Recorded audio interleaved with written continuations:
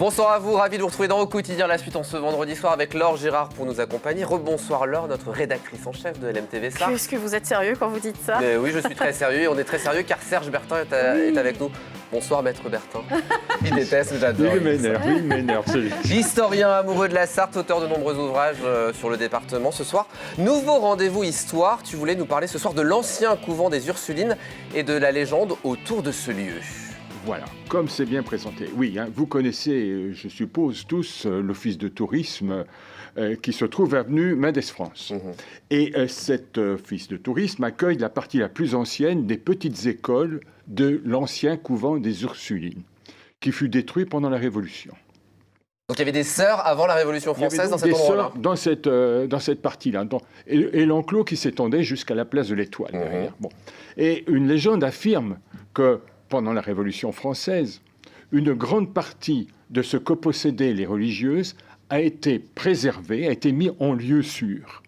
Et je cite une source, il y avait là des ciboires, des coupes, des couverts d'argent, des rouleaux de pièces d'or, bref, un trésor.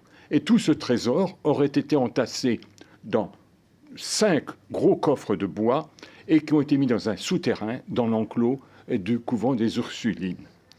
Donc il y a une légende autour de... Il y a une légende. Enfin, la légende, c'est ce que disait l'érudit Robert Triget au début du XXe siècle. Même si des historiens sérieux, je pense à, par exemple, Paul Cordonnier d'Étry ou André Bouton, ont semblé accorder quelques crédits à ce discours. Ils l'ont même écrit. Ils l'ont même écrit en page 68, je cite, l'ouvrage d'André Bouton à travers les souterrains inconnus du Vieux-Mans.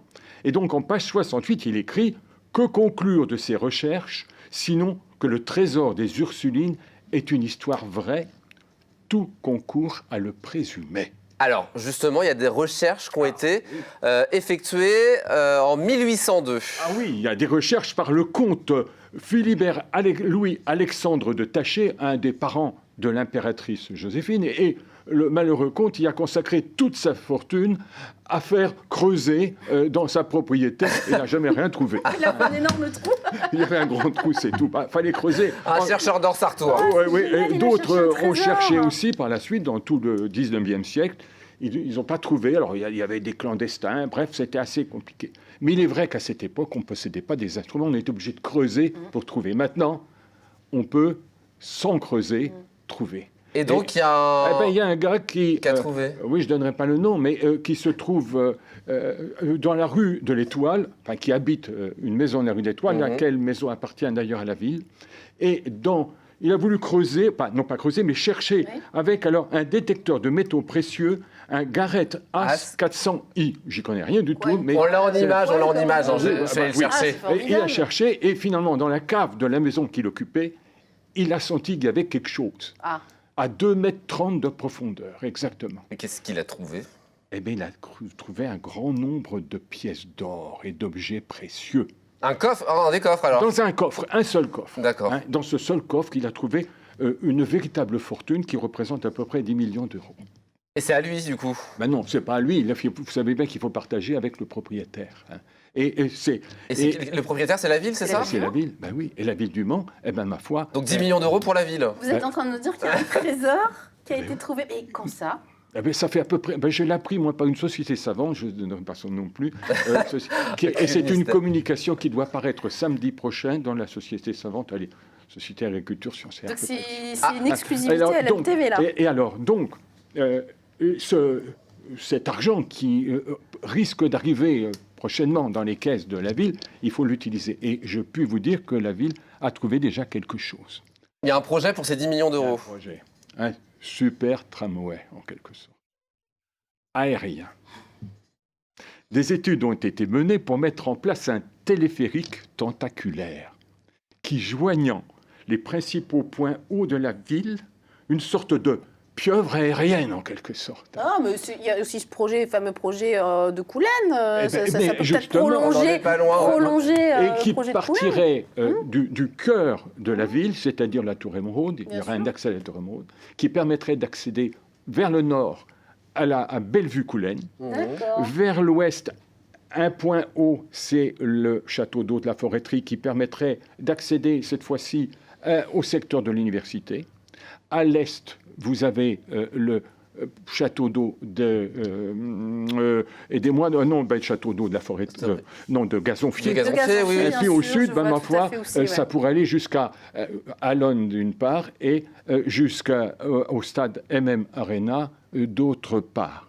J'ai appris discrètement que le groupe des élus écologistes avait suggéré de végétaliser cette merveilleuse réalisation, mais la demande semble se heurter en haut lieu à quelques réticences. Donc un téléphérique tentaculaire qui serait mis en place la pieuvre aérienne, en quelque sorte, c'est ainsi qu'on me l'a présenté. Ce serait une première nationale, hein. Mais le monde n'est-il pas capable de réaliser de belles premières internationales? On est bien d'accord. Donc c'est à suivre tout ça. C'est à suivre. C'est à suivre. Vous pouvez me rappeler la date, Serge Bertin? La date de cette réalisation? Non, alors la réalisation si vous voulez, mais la date à laquelle nous sommes aujourd'hui? Non, mais je vous garantis que c'est vrai. Hein. Oui, bien sûr. Fouad Bertin, que j'aille en enfer si j'ai dit la vérité. Oh là là. C'était notre poisson d'avril. Faut pas dire ça, avec Serge. Ça fait de longues semaines qu'on prépare ça le soir. Au début, j'y ai cru. Hein. Mais ça pourrait être une bonne idée, non? Mais c'est formidable. Tentaculaire. Non, la bonne idée, ce serait que la ville du Mans gagne 10 millions d'euros comme ça en trouvant un trésor. Mais il y en a 4 autres. Mais ça existe vraiment ces coffres? Non.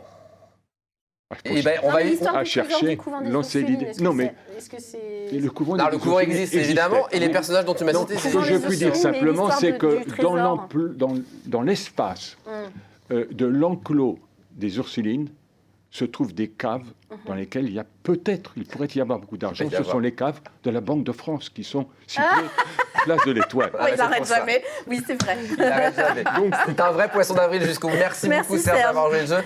C'était absolument formidable et ça fait du bien. J'espère qu'il y en a qui se sont fait piéger parmi nos téléspectateurs. Et maintenant, tout le monde va aller chercher des trésors dans son jardin. Allez-y. Il faut faire ça. Sortez votre Garrett Ace 400i. On va en voir pendant tout le week-end à cause de Serge Bertin. Et à défaut, cherchez du chocolat et des œufs de Pâques. Mais ça fait du bien de rigoler un peu dans ces temps un peu. Merci beaucoup, Serge. Un point sur ce qui nous attend dans quelques instants à 20h, nouveau numéro de l'émission consacrée à l'art lyrique Musica Classica, présentée par la soprano mancelle Diana International Higby. Depuis le salon du Baccarat au Mans, elle accueille ce mois-ci une très talentueuse demoiselle qui s'appelle Pauline Pelosi. Petit extrait.